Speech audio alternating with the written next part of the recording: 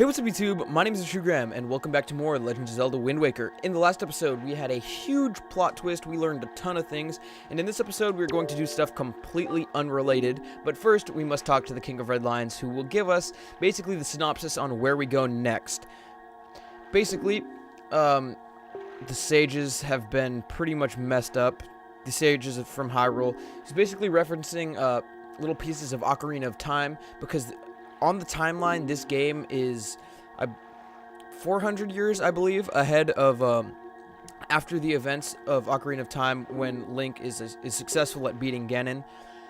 But anyway, so the King of Red Lions is basically just going to tell us that we have to get to these two temples that we're not going to be able to access unless we access them from two islands on the surface of the ocean. So we're going to basically just have to go back. We have to go back. That was a lost reference. But anyway, while I have a moment, I should just apologize briefly for the little bit of inconsistency in the uploads with this. I'll have reasons for that in the description if you guys care to see any more about that. But anyway, now back to what's going on, to the topic at hand. Basically, the King of Red Lions now is going to give us a little bit of a reference to the Hero of Time and a more in-depth sort of storytelling of the events of Ocarina of Time, telling us that there was the Triforce for the hero that was given to the Hero of Time. Basically, gave him some power, the Triforce of Courage. It made him courageous. But anyway, that was sort of his whole reason for being a hero, and now it's broken up into 8 shards, and we're gonna need to be heroic. We're gonna have to emanate our best Hero of Time. We're gonna have to do our best Hero of Time impression to take out Ganon, and so we're gonna have to go use our 8. We're gonna have to go collect the 8 shards, which really sucks because it's actually really tedious. It's just sailing back and forth and like finding shards and stuff. But we don't have to do that for a little while, so it's not too bad. But anyway, we have some side quests that we need to do. So I will meet you guys at Outset Island, or excuse me, not Outset Island, Windfall Island, where we're gonna go do some side questing.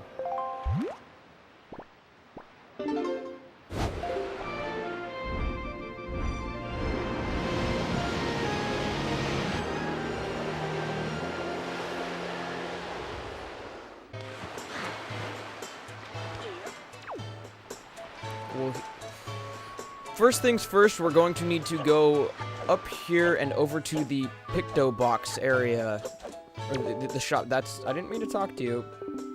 Yes, whatever you're saying is not important. Basically, he just tells us that he walks around because it's pleasant. Like, honestly, that is the best sort of synopsis I can give.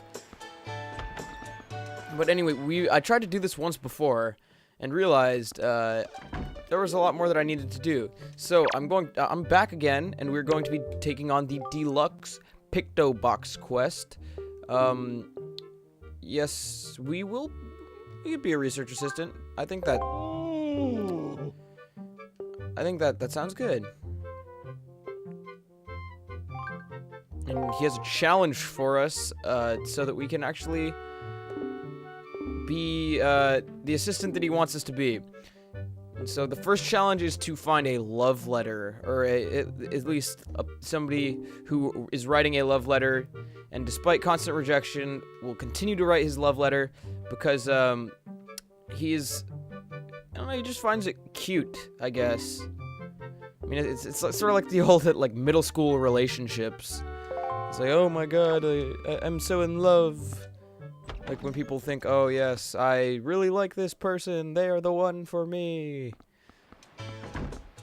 But whatever. This is the guy who's going to be putting the love letter that we need in the box. And let's just take a moment, and we have to get actually far enough away so he stops looking at us. And just look at how slowly he walks. We have to wait for him to come all the way down here, and he does not go quickly. He takes his sweet time. And if you take the picture too zoomed in or too far out, because you have to take it at the exact right time for when he's placing the box in the mail, excuse me, the letter in the mail. And the right zoom is about right here, but if you don't zoom in close enough, or you were zoomed in too much, you have to take the picture again, waiting for him to walk the entire way. So we're gonna speed this up.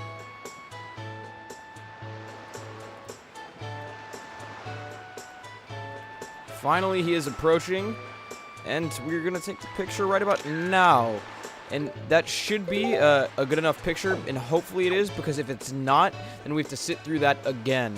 So I'm gonna just quickly go up here, and we're going to make sure that the picture is okay. We have to actually show it to the Beard Master.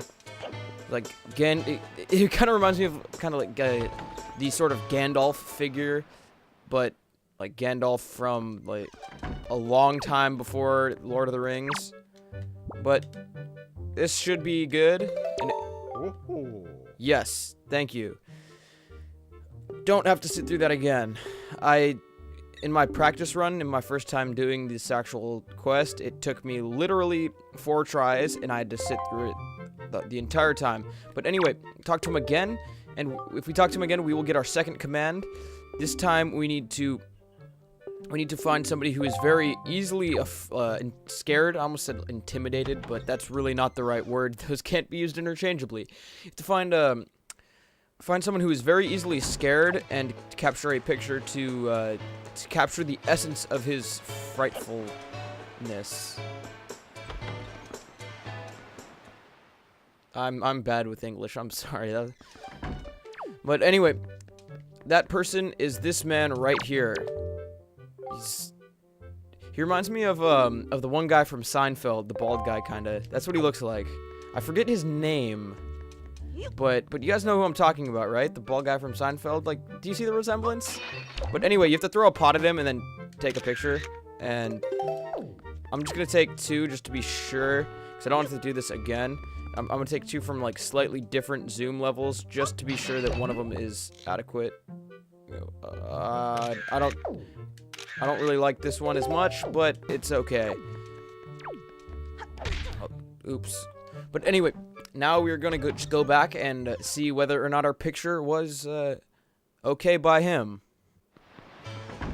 While we have a second of downtime, I'd like to just quickly ask what your guys' opinions are on the Steam machines that have recently been announced. Just curious. But anyway, back to this topic at hand. Let's just see which picture stacks up. I think this one is probably going to be better, but yep, that one worked. I don't know if the other one would have, but I guess we'll never know now. One of life's many mysteries. Anyway, our next goal is to take a picture of 2 people who are in love but have never spoken a word to one another. Another sort of middle school relationship-esque goal. Where basically we just gotta go, we gotta go capture the essence of their love. Just basically sum it up in awkward glances, which sucks. I mean, they should go talk to each other. But anyway, I didn't mean to talk to these killer bees, so don't listen to anything they have to say. Sorry about that. But anyway, it seems kind of like this photographer man really likes the relationship excuse me. My stutter coming back a little bit. Relationship gossip, so in a very sort of immature style of like the middle school type relationships. But anyway, we're going to be waiting for this man right here to walk all the way back up to pretty much where we started to take a quick passing glance at this lovely lady right over here, and takes forever, so just gonna have to stand and wait. And don't let the killer bees get in your way, because I'm pretty sure they do mess the picture up, though I'm not 100% sure. And this is about the zoom you want to use, and again, we just have to sit here and wait, so I will see you guys when that happens.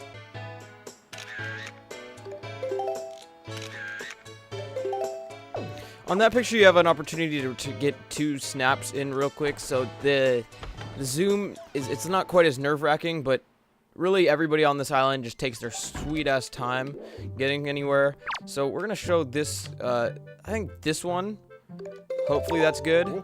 Yes, alright, so I think the other one probably would have been fine too. But anyway, he basically says we're pretty good. We don't suck. So then we get a joy pendant. And that's not the entirety of the quest. If it was, that would really be stupid, because going through all that work for a joy pendant is not worth it at all. Because you can get joy pendants very easily, and you're never so scrapped for joy pendants that you'd have to actually sit through all that. But if you guys recall, we got a forest firefly way back in about episode 11 or 12, I believe. And this is actually where we're going to use it. I really like his little soundbite right there. I had to be quiet to show that one off, because he just sounds so excited. I don't know. I can't even describe how...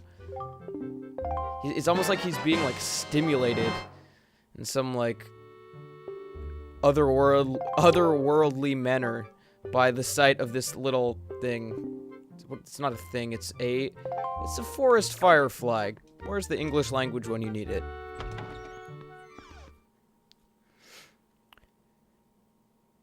Okay, for a second I thought my disc was needing to be replaced, because for some reason it hasn't been working all that well this episode. But anyway, no, I'm lost. I got sidetracked. How many of these do I have? 29. Wow, I think I need 30 for this, which is unfortunate because it's either 30 or 20. I forget. How many do I need, Miss Marie? Wait, no, I don't need to do anything. I don't need anything. We actually have to equip these and hand her some joy pendants. Yes, that is a joy pendant. The killer bees have told us about your love for them. She wants 20, so it was 20. I was right. For a second, I thought it was 30 for some reason, but nope, it's 20. And for the single joy pendant that we just gave up, we get 20 rupees. But that's not why we actually gave up that one joy pendant. We did it because we're going to give up another joy pendant. Actually, another 20. That's why we need the 20. Because for our 20 joy pendants, we're actually going to get a pretty darn cool thing. Definitely optional. These joy pendant things are optional with Miss Marie, but they are really, really cool, actually. So if you show her joy pendants and you have 20, she will freak out and do like the little floating, what are they called? Like the things that they put air in and they float with their arms, like the waving arms. There was a thing about it in Family Guy. But anyway, we get a paper for the cabana. The cabana is a little sort of relaxing place where you can actually play one of the funnest mini games in Legend of Zelda history. But anyway, that's going to be it for this episode, so I hope you guys enjoyed, and I will see you in the next one.